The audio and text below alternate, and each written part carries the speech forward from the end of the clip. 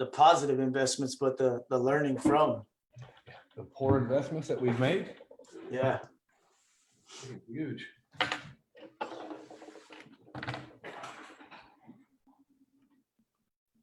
Checking. Let a couple of folks get in on this. And Why am I not seeing it?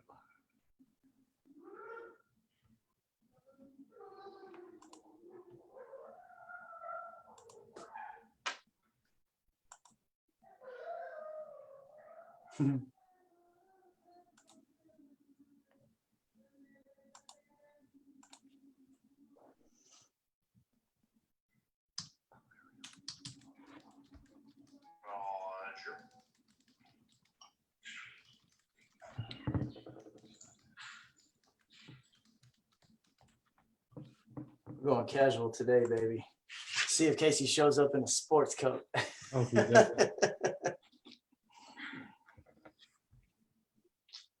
Oh, here we are. Okay.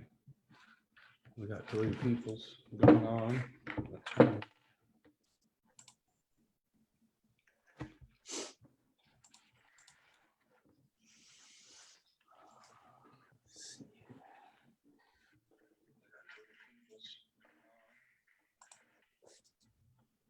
Let's kick it off. What's going on? Tell us about your day, Doc. Rockwall Veterans Business Alliance viewers, Facebook fans, anybody out there that received the group invite earlier today. You got myself, Doc Rannigan, as well as Jeff, the man, Black Level Skinner. You know what I mean? making it happen today. Grinding, baby. We got grinding. I know we got a very important topic today about investing in your business and the pitfalls of investing poorly, not understanding or vetting the people that you invest in, the marketing companies that saturate your phone calls and your emails and your telemarketers, and sometimes I invest into those companies just to get them to quit calling me. I'm like, how much do I got to pay you to not call me? You know? And then what the smart choices that we have made during our tenure in being a business owner, the things that have paid dividends, the ROI that did pan out. And it doesn't always have to be a monetary amount of money, but I love to just go back, and when you invest in your business, I'm talking about the relationships that you've created.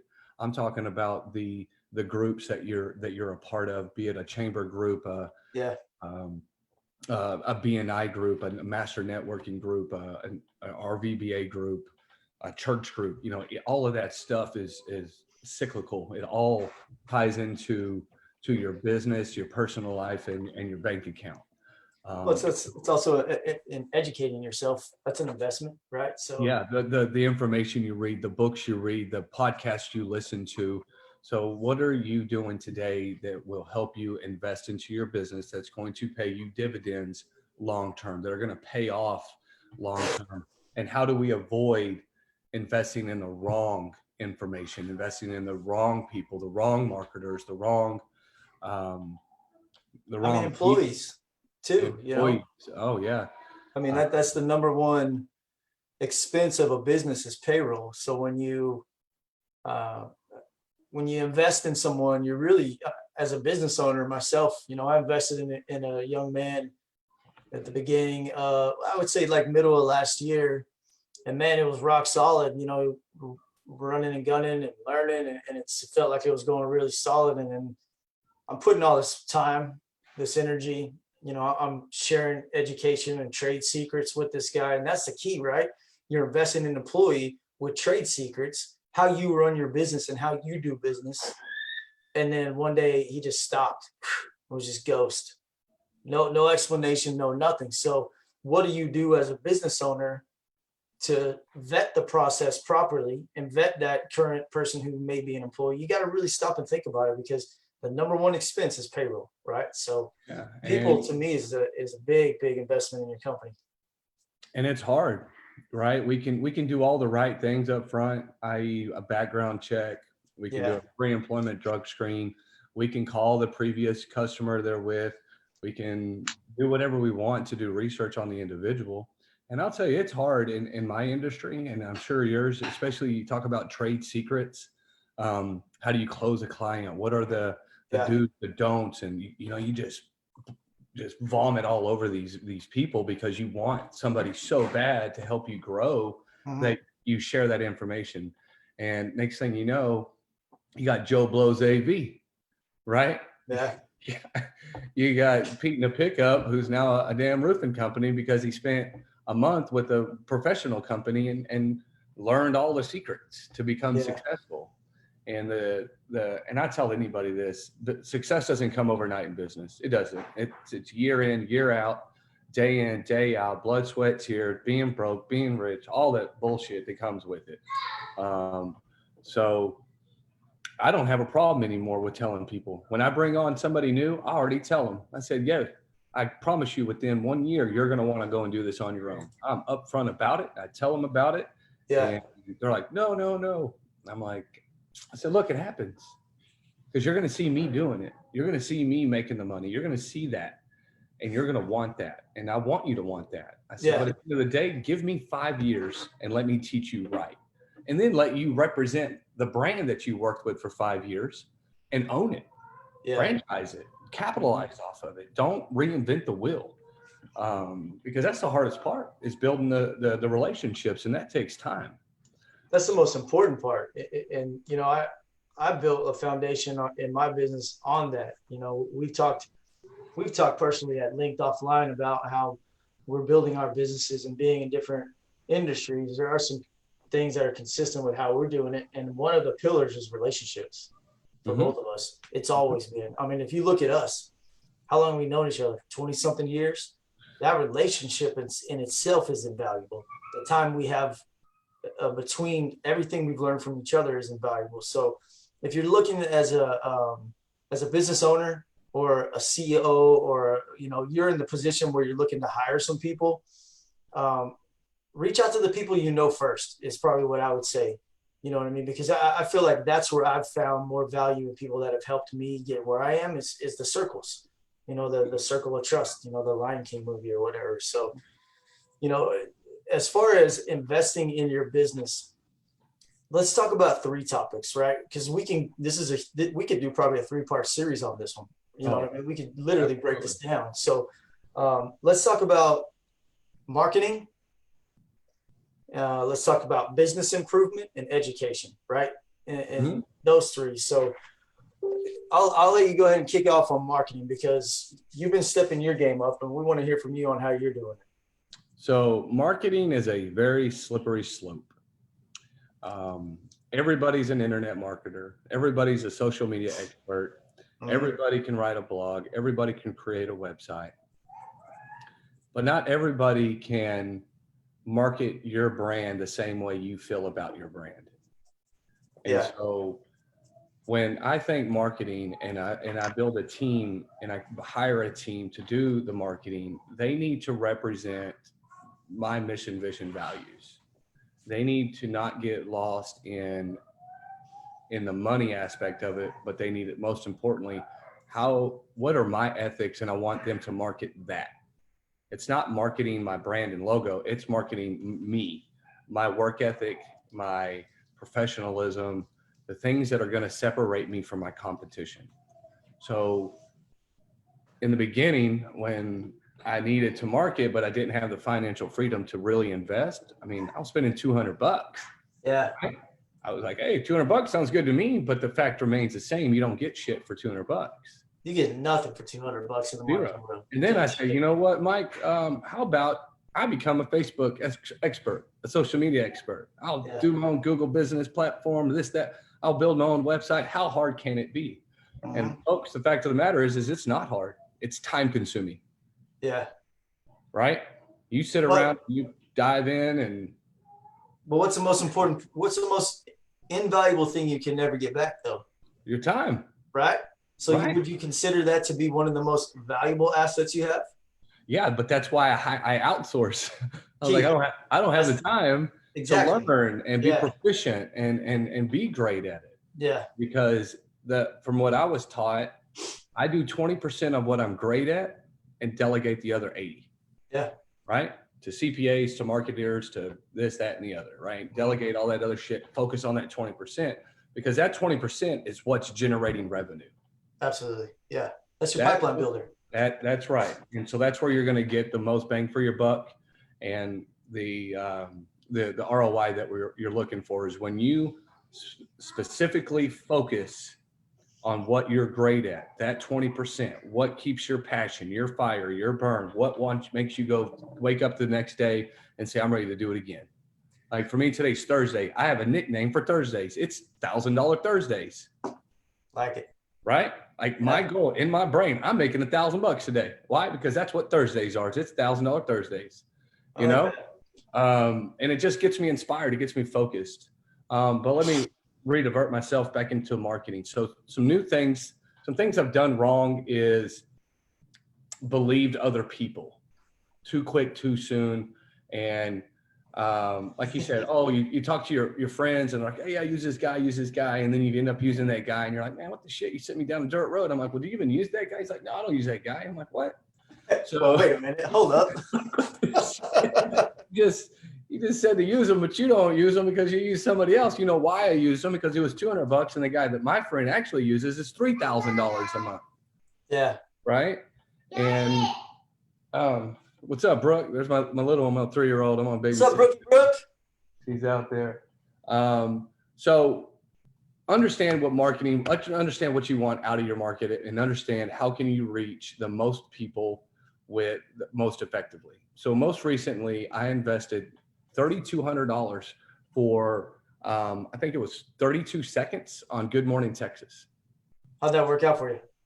10 solid leads, right? All that would create an ROI of anywhere from $1,000 to $2,000. So you paid $320 a lead. And you're gonna make it. Well, yes. Break that down. Yeah. $320. So $320. Let's say you make 1,000 on that. You essentially made $700 a lead for 32 seconds of your time. Right. That impact was you working smarter, not harder. Right. And then how are you able to, everybody gets caught up in marketing. There's a million marketers out there. Anybody can market, whatever. I think the key thing in marketing for me and for a lot of people that I've spoken to is tracking, tracking the investment. Okay, if I give you $3,200, did you know for a fact that those 10 leads came from that investment? I did. Okay. Because they came in so quick. There was no other way that they would have came in. I love it. I had the same thing happen to me this week. So, that I like to step my marketing game up with my social media. I do all of my own social media. And going back to what you said, it's time consuming as hell. It takes a lot of time. The video that I put out a couple of days ago about the motorized shades, it took me a few hours to put that together. But I just sat down and I tracked all those leads. Boom. Look at all those walkthroughs. From one video, 8 people called me about shades. So what we're trying to drive home the point of is just because the marketer himself has a small bill for you, hey, I'll do it for $200. Cheap is cheap. Let's just call it for what it is. Cheap is cheap, right? If you really want to invest in your business and you really want to invest in your marketing, you have to pay to play. There's no doubt about it. And I'm the first person that will always say, wait, is that worth my money? And people that are probably watching on this thing, I guarantee you, will be like, well, I hit him up to market. Well, he told me no. Damn right I told you no. You know why? Because some people are just out of their damn minds with how much they want to charge you. So be smart, use your head. You know what I mean? Yeah. But don't be afraid. And I learned this from Doc, the man sitting right here on this video, that I have to invest in my business financially. I have to use the money I'm making to put right back into my business every time. That is straight from that dude right there. So thank you for telling me that, because I've been living by that. Well, it's so important, right? Because if I'm not taking 15 to 25% of my profit and setting it aside to reinvest back into the company, then I'm going to stay stagnant. Yeah, hit that plateau. I'm not going to go anywhere because I'm taking all the profits, putting them in my pocket and going on vacation and this, that, and the other, and never reinvesting. And so some people are afraid of that because it could sometimes be a large sum of money, or it could be a small amount of money. Even if it's $100, if you did that for an entire year, that's $1,200 that you could actually put towards something beneficial. I'm always a firm believer of I teach my daughter that, I teach myself that, even when I'm a W-2 salary for the company, right? Yeah. Because it's business smart to become a W-2 individual.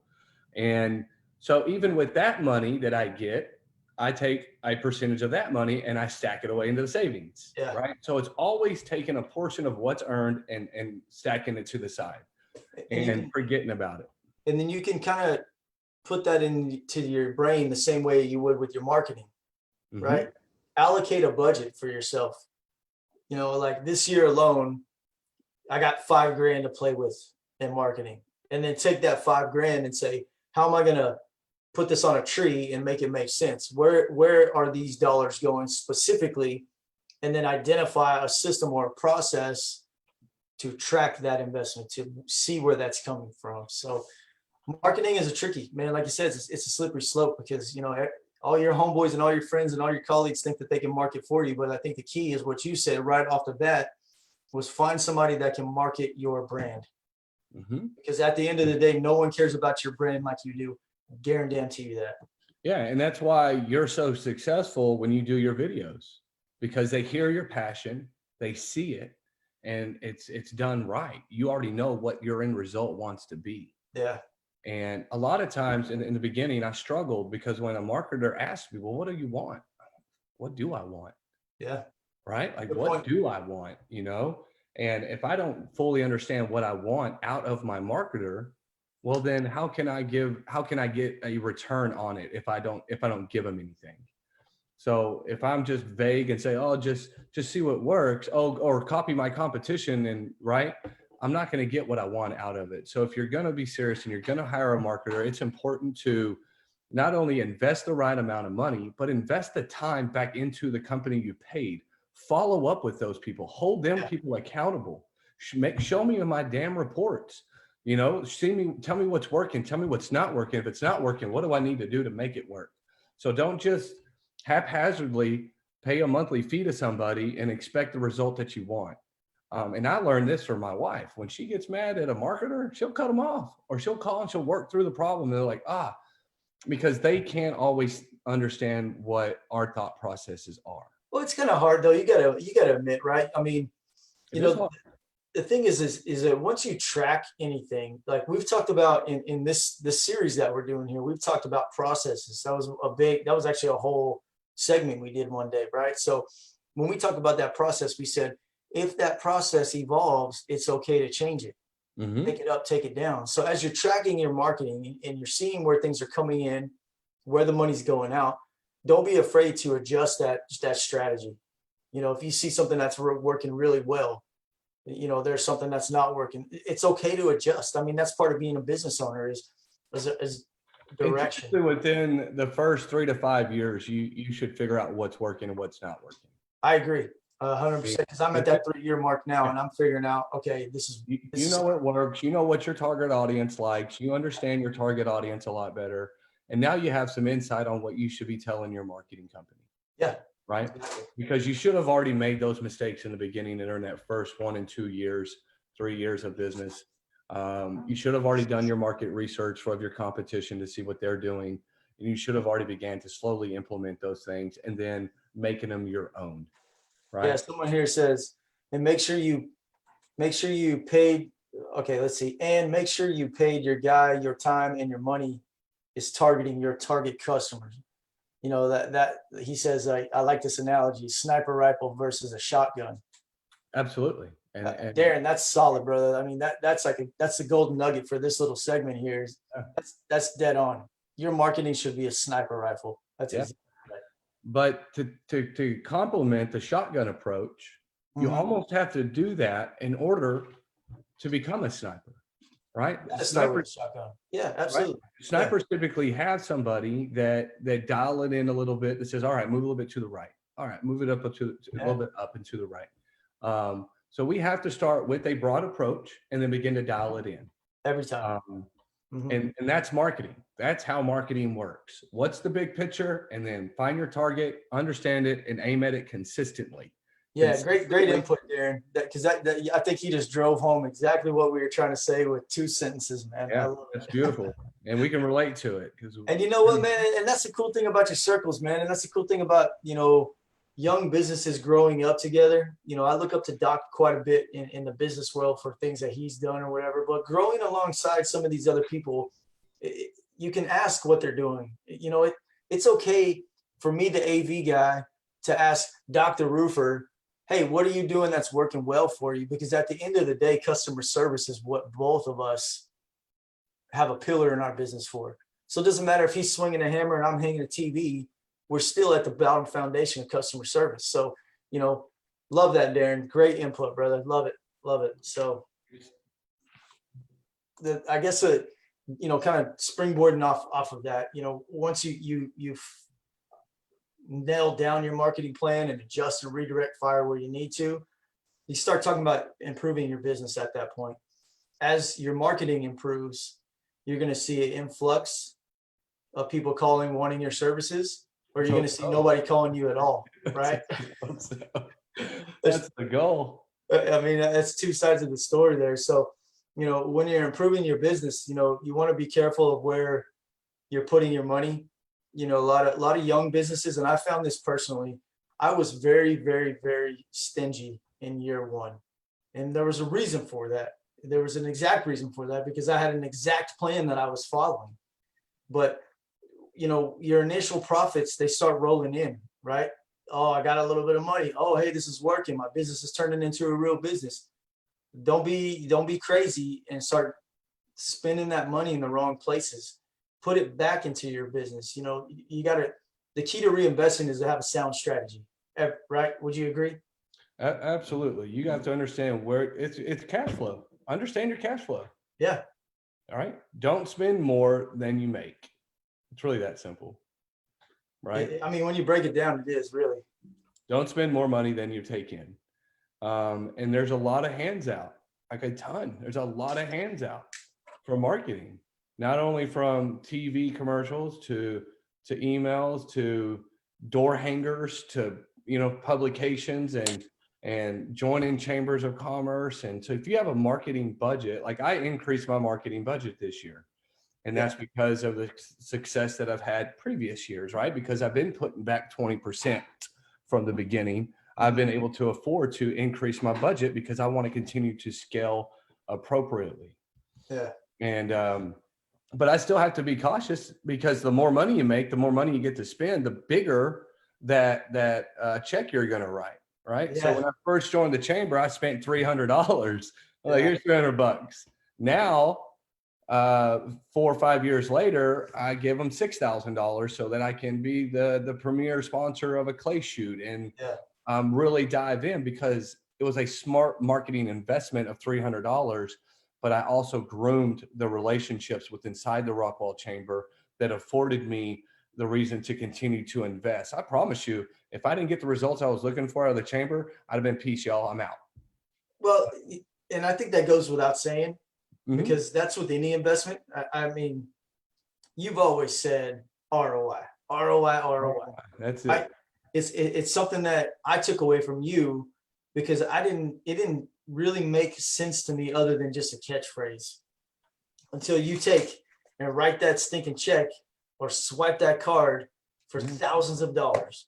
But some of the things that we want to discuss here today, when you choose to reinvest your profits into your business, they should be things like, streamlining business processes, finding ways to improve your customer experience. It should be infrastructure, equipment. I mean, I tell everybody, right tool for the right job makes you money, right? Would you try to put a Phillips head screwdriver in a flathead? How much time is it going to take to screw that screw off? So make sure that when you sit down and you're wanting to invest some profit and money's coming in and you're at a point where you can start investing in your business itself, sit down and think about infrastructure, right people, right places on the bus. Think about the equipment, tools, vans, trucks, materials. Think about streamlining your processes. There's a consistent theme here with all of these things that we've been talking about is processes, people, processes. and then finding ways to improve the customer experience, which is the most important. So as far as equipment, how much would you say you invest in equipment? Let's say, well, let's break it down on a micro scale a month, right? Because we go too big, it can be too hard to detail. Like money and equipment. Well, the beauty behind roofing, once you buy a ladder, you have a ladder. Okay. Right. So once you buy, once you get the primary things that you need, Yeah. The equipment isn't too large, but we are going to be investing in a drone, right? So that's going to be pretty sound investment. I think it's going to range anywhere from $1,500 to $2,000 because we want the thermal imagery to be able to detect leaks. Mm-hmm. There's another piece of equipment called the pitch hopper, which is going to allow us to work safely on a roof that's a steep pitch for me to be able to do inspections. Yeah. It's about $150 per pitch hopper. So there's safety harnesses that I've purchased. And now when I bring on, so one of the things I do for my sales reps is on their very first close of a job, and everything is paid in full and it's over, I buy them what's called a bully bag. And a bully bag is consisted of a little hip pouch. It comes with chalk, pitch gauge, just the stuff you need to be able to do a proper roof inspection. Day-to-day About $300, right? Because I want to give the sales rep an incentive to do better, right? And like, they want to be rewarded, right? Because in life, there's what's called love languages, right? People like to be praised. People like to receive rewards, you know what I mean? Whatever. Yeah. So you have to be able to capitalize on those things. And whenever you give somebody, one of your employees, a gift of thanks, that's way better than a paycheck oftentimes. Yeah. Because now they feel appreciated. They feel like they're doing the right thing, that, okay, cool, I'm not sucking because it's been 2 weeks since I've closed a job. You know what I mean? Because we can really get down on ourselves in the sales industry. Sales isn't hard. Sales is hard, right? Sales is tough. Anything we do in sales, it is a numbers game, and it's difficult. So when I think equipment, I also think of non-tangible equipment, like learning equipment, like how I can learn a new trade in the roofing industry, such as commercial roofing, a new shingle product. So that time that I'm learning, going out to Owens Corning manufacturing plant, walking their facility, learning that stuff, that's all I like to categorize that. It's kind of investing in yourself, though. You know what I mean? If you break that down, because that's knowledge. That's an intangible item, but that knowledge makes you more powerful as a business owner and as a sales rep there. So as far as equipment goes, you have your long-term purchase, which means you buy it and you probably have it for a couple of years, i.e. my truck, hand tools, ladders, stuff like that.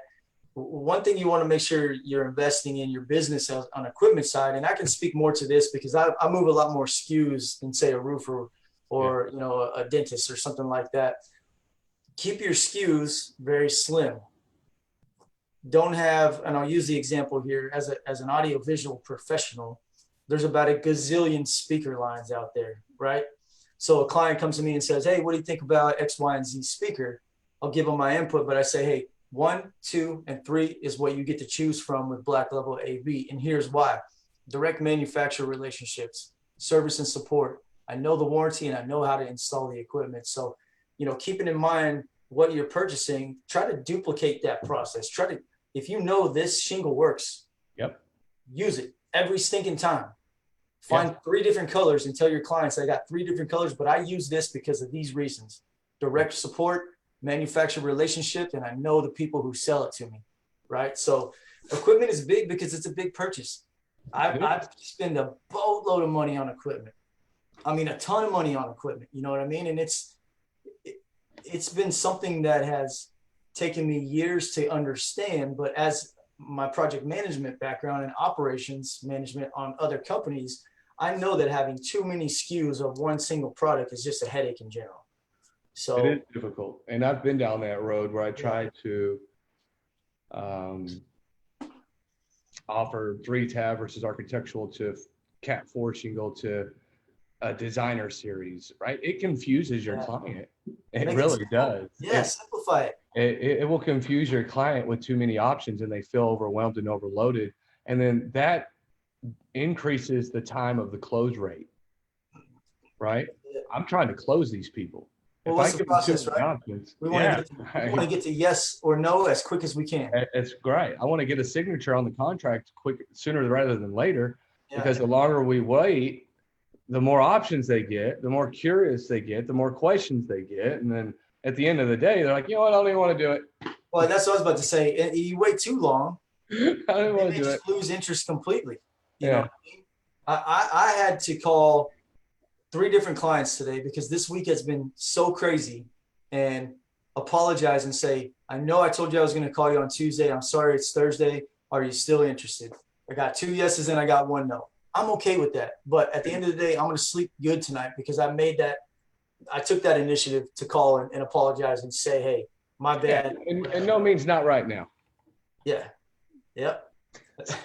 That's another, hey, write that one down, guys, because if Y'all write that shit down. you can No pull means not right now. Okay. You can tell me no all day. I'm just going to call you tomorrow and see if you change your mind. Like, I'm the guy. I'm that guy. I see. You know what you should be is you should be in the t-shirt business. That's what you should be because you got slogans for days, bro. All day long, right? I love it. I tried to talk to Steven about it. He ain't ready to print me. But yeah, understanding client relations and how you invest back into client relationships is also important. And I'd like to tie into a little bit of that. Yeah. Body language. If you can't read somebody's body language, you're going to lose, you know, and you think that just a guy standing there with the arms crossed, right? That gives you what impression? He's You're not sitting there talking to me and I'm like this. Yeah. Right. If I'm tapping my foot, right, I'm annoying you, right? Yeah. You need to get on with the program. Mm-hmm. And that's investing back into how understanding your client and your customer retention. If I have a client that knows what he wants, like for instance, I had a guy call me, hey, Mike, this is what I want. 3-tab roof. I want you to put it on. This is my budget. When can you do it? I'll be damned if I go in and try to upsell him, downsell him, tell him he's wrong, whatever. All right, roger that, sir. We can put it on Tuesday. You know what I mean? Yeah. Because that client knows what they want, they know what they need, and they need to get it done, and they don't want anything else. And so I've seen people burn themselves so many times by trying to convince their client of something else. Like, I always start with your damn client. Man, we keep going back to this, but this is again talking about relationships, right? Building that relationship, and you typically build that relationship within the first 10 seconds of meeting a new client.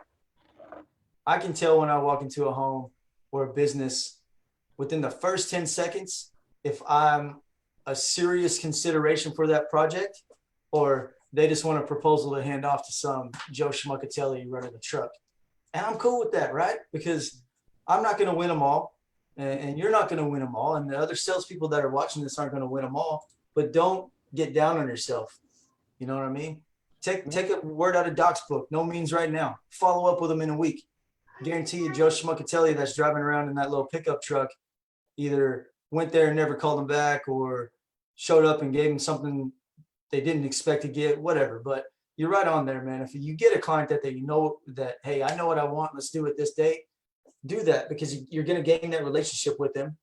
And then they're going to call you again and they're going to tell your friends and his friends and her friends or whatever. So I'm with that. Totally. That word of mouth will spread quickly. And that's a layup client. Like, yeah, how it goes? He's like, shut up and take my money. I'm like, okay, here it is. So yeah, investing the right ways isn't always about money. It just really isn't. Yeah. The other key factor here is always about yourself. You know what I mean? So, we've talked about marketing and what the do's and the don'ts and some of the things that have burned us and some of the things that have helped us. Business improvement, like I said, man, you're talking about streamlining your processes. You're talking about your equipment. You're talking about how you deal with customers. But at the end of the day, us as business owners, or look at Brooke, we have to always take a look at the mirror. We got to take a look at ourselves and find out what's going on inside of our business and how we can make it better. Because if you're the business owner that thinks things are going wrong because the guys in the field are doing the wrong thing, you might want to stop, pump the brakes, and look in the mirror, because it all starts with me. It all starts with Doc, and it all starts with you. So investing in yourself is being in the room with the right people, being in the room with the more successful people than you, right? Reading books. I try. I can read, but I just get, Doc tries to get me to read books all the time, and I got a whole stack of them over here. But it's education. I love the fact that you put out there that you can read. You're like, listen, folks, I can read. I swear to God, I can do it. I can't read. I just get bored with it fast. But tell me something you've done in the last 12 months that has had the biggest impact on your business by investing in yourself. Not marketing, not your tools, all this stuff. You personally, Mike Rannigan. So a really big thing on that is reading the books. Can you read? It really is. And listening to the podcast, because I don't just read a book, right? I use any book that I read as a textbook, meaning I'm taking notes inside it. I'm pulling data from that, and I'm remembering it. It may take me 6 months to read a 60-page book. You know what I mean? Because I'm not there just to read it. I'm there to absorb it. I'm there to learn it and implement and use it. So my wife will read a book in no time flat. And I'll ask her, well, what'd you learn? Oh, I just read a book. I'm like, okay, well, that's wrong. I need to understand what's written in that book. Another huge thing is going to the conferences, my trade industry conferences, because there I'm able to rub elbows with industry leaders, people that have been in the industry 20, 30 years longer than I am. What new products are going on? So I'm investing back into not only my knowledge base, but the information I can share with my sales rep. You know what I'm saying? So by far, I think that the biggest investment was this year in February when myself and I took Aaron with me to Arizona to a major roofing conference, and just the relationships that I built with like-minded people in the industry. Yeah. I still have those contacts. I'm still able to call these people up that are in Chicago, that are in California, that are in Arizona. There's no threat. You know what I'm saying? As a matter of fact, there's another really large company here in Dallas, and I've contacted him, and he's like, "Yeah, come on in. Let's talk about it. Let's do it." Yeah, dude. So whenever you get the opportunity to bend somebody's ear that's been doing this longer, maybe if they haven't been doing it longer, but they did it smarter. Yeah. Right. Like, whoa, didn't even think about going at it at that angle. Is huge. I had the same thing happen to me this past couple of weeks, man. I ran into a colleague in the industry, man. He loaded me down with a couple of do's and don'ts, and it was almost an immediate impact in my business. And it was something so small that I had been overlooking. I've been doing this almost 20 years, but that doesn't mean I know everything. So I still have to invest in myself. Go to the conferences, talk to the people. I think we talked about it maybe last week or the week before about competition, that it's okay to have a professional relationship with your competitors. Now, you're not giving away your trade secrets, but you're establishing a relationship that one day maybe you can help each other out. So, a big thing I did recently was for myself, which was intangible, was started learning the art of motorized shades and the impact that they can have on your home, the aesthetics, the energy savings, and all of these things. And I was able to bring that into my business as a totally different aspect than what most people even thought Black Level AV was. The audio guy, the AV guy, we kind of get the stick of, we kind of get the stick of we just hang TVs, but by offering different services and investing in yourself to take that education to the next level, all you're doing is you're providing better service for the end user.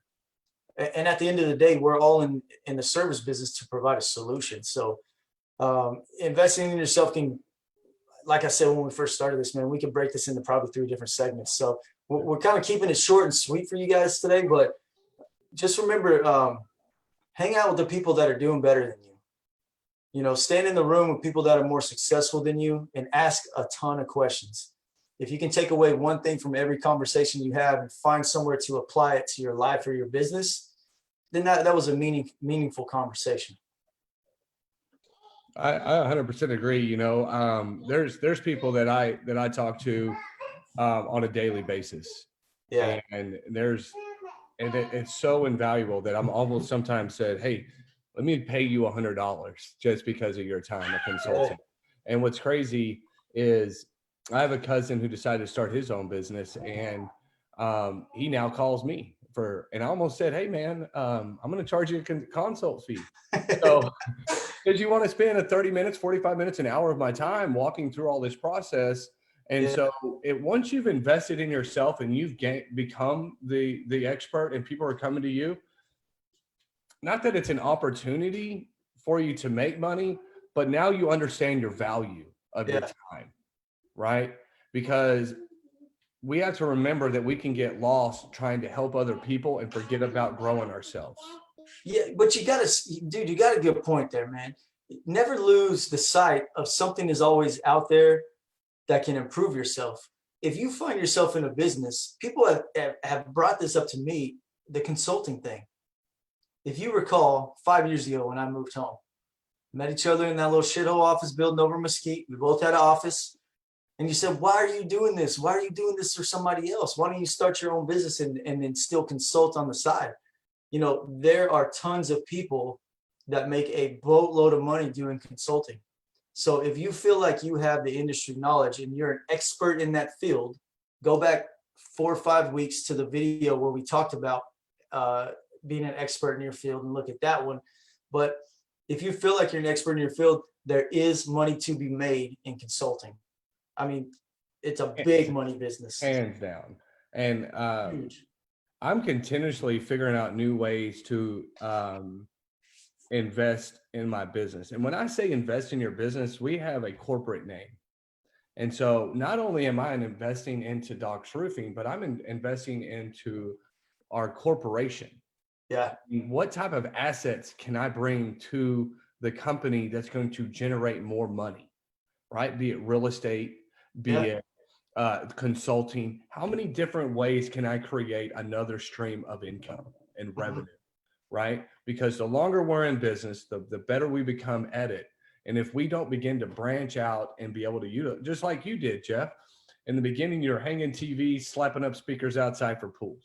Now your motorized shades, your, what is it, Sonos, your Control 4, Control 4. You're like, I even remembered half that shit. Yeah. Right. You know what I'm saying? And today, now I'm not only am I an asphalt shingle, but I'm Tilcor tile. I'm metal roof. I'm commercial. Right. So my knowledge base has grown to be able to offer more services. And you have to. And at the end of the day, the bottom line to all of this really is take a look at your personal self and take a look at your business and never stop dreaming about getting bigger. Never stop dreaming about the next step. Always have a plan with a contingency. None of us get this perfect. And I'm not saying I have it all wrapped up because I don't. I mean, I've managed big companies, but this is my business. This is different. You know what I mean? So I'm adapting and overcoming on a daily basis, and we're all going to. So, you know, reach out to your friends, reach out to the people don't just reach out to your friends. Let me rephrase that. Don't reach out to your friends. Yeah. Let me retract that statement. Reach out to your colleagues and ask the most successful person you know if they'll mentor you. Start there. I did it. Doc did it. And I'm telling you, it takes your whole mindset to a different level. Now you have somebody you can be an accountability partner with. And when they ask you to do something and you don't do it, they're going to want to say, well, I told you so. Right. So now you got some accountability there. So step up, put your boots on, lace them up every single day, work as hard as you can, and be the person in the room that's learning the most. That's the bottom line to all this today, I think. Yeah. And understand if you are going to invest in your business, and we all know it's a financial investment, understand your cash flow. Yeah. Right. And if you are going to invest, put rules and parameters around your investment. So if you do invest in a marketing company, you let that marketing company know in 6 months, I expect this. work your way back from that 6-month window with an effective plan that says, I'm going to do X amount of ad campaigns. I'm going to do X amount of pay-per-clicks. I'm going to do these target market zip codes. So understand your plan and not leave it up into somebody else's hands to decide your future. Yeah, As because soon no as one's you going let to care somebody about else decide your future, they're going to piss it away until you hold them accountable. So But just as exactly. much as I need to be held accountable, you need to hold whoever you're investing in accountable as well. 100%. I love it. It's a great topic. I love talking about how we allocate funds appropriately. Another great way was I wrapped my truck, and now I'm opening up me and another guy, Ben Northcutt with All Care Comfort AC. We decided to invest in an actual building. Right, we're going to lease a spot, and that's huge. That's a big. That's a big step. You know what I mean? Because now you're not just worried about the day to day. Now you're worried about a month to month. So now you're looking at more of the long term. Yeah. So, now I got to. Well, now that money, right? It's money. Now I have to make a minimum, right? So now I know. Well, there's a minimum benchmark that I have to make per month, right? In the beginning, if I didn't sell any roofs for the whole month, I didn't care. Like whatever. I don't have a responsibility. now it's going to be. Now it's going to be $10,000 Tuesday. Yeah. Yeah. Now it's going to be a $10,000 Tuesday coupled with a $300,000 Thursday. Yeah. You know, sky's the limit. I don't give a shit. But I'll never, ever, ever forget my free for all Friday. That's it. Have fun on your days. You must, as a business partner, invest in being fun and energetic. Don't let the business run you. You run your business. That's it. And hey, just keep in mind the Rockwall Veterans Business Alliance is packed full of successful people, full of people who love helping each other. I mean, the whole reason we do what we do is to help promote veteran business success as well as patriots. The RVBA is not just veterans. We're 1% of the population, which leaves 99% of education, mentorship, and smart people out there to help us all grow better. So if you're interested in becoming a member of the RVBA, get in touch with Anderson over at the Chamber or shoot our Facebook Messenger a page. You let us know whatever we can do to help, and go free if for I'm all not Friday. mistaken, Jeff, we just had somebody join, Mr. Schultz. Yeah, David, congratulations for joining. We want to welcome him aboard, and thanks for joining. That's huge. I know one of the things we've been talking about, any new members that are starting to join, we want to give them a little introductory on some of these meetings, and give their business a little shout out. And that's the beauty of investing into the RVBA. And it's not a lot, folks. I'm telling you what is it? $100 for a year for a non-member and $50 a year for a member. Yeah, we all spend that money on some way more stupid stuff. You know what? Let's start something off real quick, because I know we're gonna cut this down today to 45 minutes, but I'm gonna pull a business out of the hat right now, and I'm just gonna throw them a shout out real quick. Hey, that's awesome. Let's check this out. All right, so our boy over at Boss Tent, Jason Cantillon, he's right off the service road here on your way to Fate. He's a veteran. Let's see here. Doesn't say what. I think he's an Army guy. We won't hold it against him. Yeah. But he's a solid dude. He owns the company called Boss Tent and does auto. He does homes. I just saw he's starting to push out some tent on homes, which is super cool. So if you guys are in need of any tent for your vehicles, your boats, your ATVs, your side-by-sides, your homes, or whatever, look it up. Boss Tent is the company name. He's a Rockwall Veterans Business Alliance member, and we appreciate him greatly for that. So yeah. Speaking of which, I may go hit him up. It's hot, and I know I'm missing my what is that little sunshade that goes right at the top of your windshield? Oh yeah, it's like I don't know, but I'm gonna do it because I get blinded by the light. Hey, speaking of it being hot, we're gonna come look at your house tomorrow for some shades, right? So I've been on your list for 2 months on these shades. Oh, baby. come on, man! They're gonna make me look bad in front of all my friends. Come on, man! You got me. I gotta stay on top of them. Hey, so, appreciate you. Just because he's a good friend of mine, and I want to say this to anybody and everybody out there: just because you use your friend for business, don't expect. Please keep it business. Yeah. You know what I mean? 100%. I don't expect Jeff to come over here and do anything for free. And sometimes we get confused in that, right? We are in the business to make money. Yeah. Sure. If we can help our friends save a little bit off the top or what have you, but don't go into it for a homeboy hookup, for a free thing, Yeah. because that, my friend, will lose your friendship quicker than anything out there. Okay, so it's a real fine line for me. Jeff's done work with me before in the past, and I told him straight up, I said, you talk to me like I'm a regular ass client. Yeah. You know what I mean?